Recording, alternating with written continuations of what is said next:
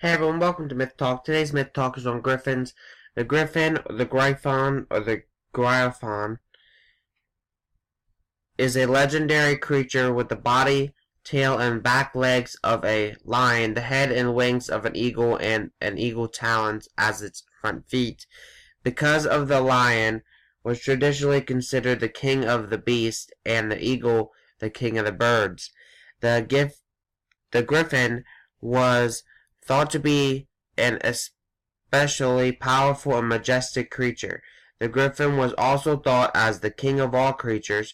Griffins are known for guarding treasure and priceless possessions.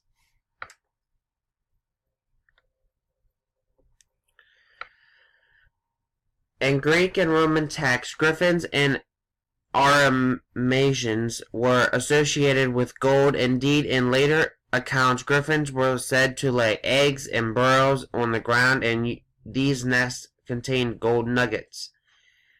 Adrian Mayer, a classical folklorist, proposes that the griffin was an ancient misconception conceived from the fossilized remains of the Proceratops found in gold mines in the Altai Mountains of Scythia in present-day southeastern Camtasia or in Mongolia. Though the hypothesis has been strongly contested as it ignores pre-Mycenaean accounts in equality, it was a symbol of divine power and a guardian of the divine.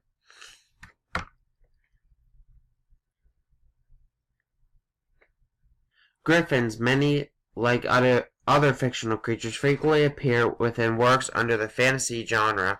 Examples of fantasy-orientated franchises that features griffins include Warhammer Fantasy Battle, Warcraft, Heroes of Might and Magic, The Griffon and Dungeons and Dragons, Ragnarok Online, Harry Potter, The Spiderwick Chronicles, The Little Pony, Friendship is Magic, and The Battle of Westnoth. It also is a mascot for some sports teams that include the Grand Rapids Griffins, professional ice hockey team of the American Hockey League, and the Swalian Samson Blue Wings mascot. Al Gullion is a griffin. There's even mascots at amusement parks that are griffins as well.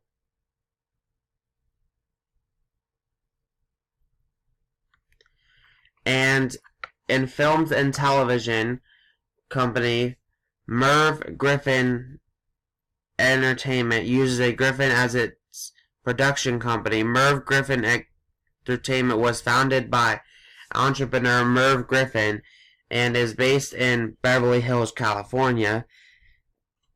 His former company, Merv Griffin Enterprises, also used a griffin as its logo.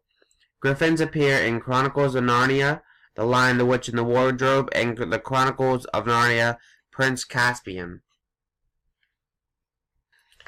A theory postulated primarily by Adrian Mayer is that the griffin originated with ancient paleontological observations brought by long-distance traders to Europe along the Silk Road from the Gobi Desert and Mongolia, where white fossils of Protoceratops are naturally exposed against reddish ground. Such fossils seen by ancient observers may have been interpreted as existence of a half-bird, half-beast.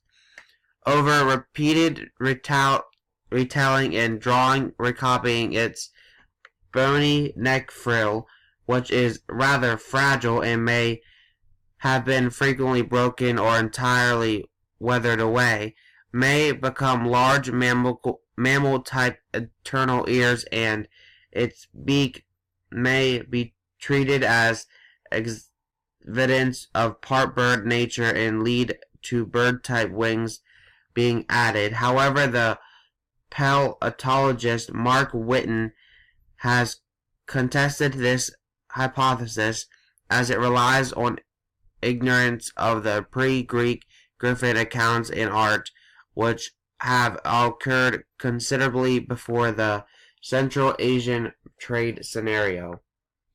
Since early time, there's been symbols of griffins, and some people may be wondering what they mean.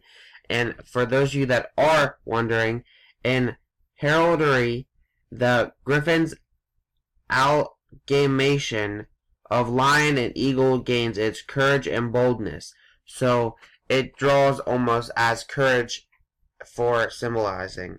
And it also draws as powerful, fierce monsters, and it denotes strength and military courage and leadership in the world.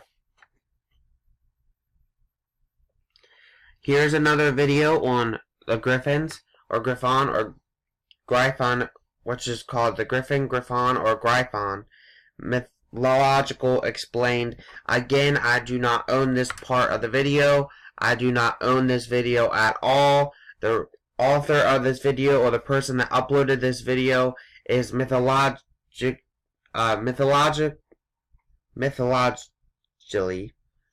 and fiction explained. And I do not own this video. All rights go to whoever posted this video. It was published on October 1st of 2017. And so here we go. Again, all rights to this video do not belong to me. And this person gets all copyright rights to this video. So let's get started. The Griffin, a legendary creature known for its recent depictions in medieval folklore. However, its origin stretches far back as ancient Greece, Persia, and Egypt. The griffin has the head and wings of an eagle, with the body, tail, and hind legs of a lion. The eagle considered the king of the birds, and the lion the king of the beasts. Combining the most powerful elements of land and sky, the griffin was considered an extremely powerful and majestic creature.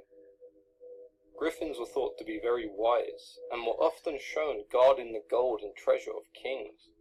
Some legends believe the griffin was more of a trickster, much like the Sphinx, who would challenge people to solve its riddles. The winners would be allowed to keep the treasure and their lives. The losers would not. The Sphinx is similar to the griffin in appearance, with the body of a lion, but the head of a human. There are several different ways to spell the word griffin. All of them indeed refer back to the mythical creature. This variation was used in medieval heraldry, and is a term used to identify a griffin that was painted on a shield, a crest, or a piece of armor. The other variations identify the creature directly. There are historians who believe that the idea of the griffin came from dinosaur remains found from the Cretaceous period. The Pentaceratops was a four-legged beast with a beaked face, whose remains were found near gold veins. Anyone digging for gold in those areas could have found the bones of the Pentaceratops, and imagine a creature very much like the griffin digging and hoarding gold. The griffin was commonly shown to represent wisdom and power. The creature was often painted on the armor and shields of knights throughout the ages to embolden them and strike fear in their enemies. Even the Gryffindor house in Harry Potter was named after a griffin, with a lion on its crest. In Greek mythology, the griffin was said to have pulled the chariot of Apollo, the god of the sun. Apollo would have to travel from the sun to the earth, meaning he needed a creature that could fly, making the griffin the perfect choice. He was also considered a very wise god, an attribute shared by the griffin. During the Persian Empire, the griffin was thought to be a protector of evil and witchcraft. What I find most intriguing is the fact the griffin appears to be used more now than ever. The griffin has become an iconic character in the fantasy genre. We often see griffins in writings of fiction and movies. It's almost impossible to play a fantasy-based game without finding a griffin in there somewhere. Despite the griffin's popularity, they are rarely mentioned by name. The griffin's lack of mention in traditional literature means we don't know much about them. They have become more of a symbolic creature, commonly used in legends and folklore. This allows the Griffin to be very easily identified, but also retains a level of respect and mystery. If you've enjoyed this video, then please go ahead and leave it a like. Again, that video is not owned by me. It is owned by the people that have created that video and uploaded it, so all rights go to them. But that's going to end out our video for this Myth Talk. Next week's Myth Talk will be on none other than